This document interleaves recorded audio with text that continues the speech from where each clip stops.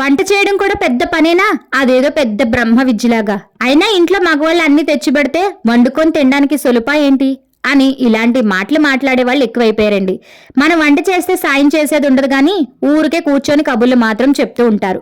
వంట చేయడానికి మేము ఇబ్బంది పడుతున్నామని ఎవరండి చెప్పారు? కానీ అది పెద్ద పని అంటే అవునండి, పెద్ద పనే. ఇంతకు ముందంటే అందరికీ ఏదో ఒక కూర రసం పడేసేవారు, తింటే తింటారు లేతే లేదని. ఇప్పుడు అలా కాదు కదా. పిల్లలకి ఒక రకం, మగవాళ్ళకి ఒక రకం, ఆడవాళ్ళకి ఒక రకం.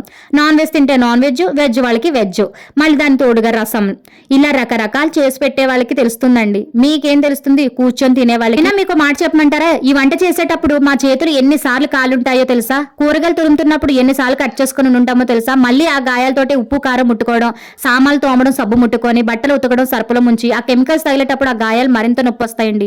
కాబట్టి మీ ఇంట్లో ఆడవాళ్ళ చేతులు చూడండి ఎన్ని కాలిన కట్ చేస్తున్న గాయాలు. బిడ్డల్ని కనడానికి ఈ బార్ నుంచి ఆ బార్ దాకా కోయించుకున్న మాకు ఇలాంటి చిన్న చిన్న దెబ్బలు ఒక లెక్కేమి కాదులేండి.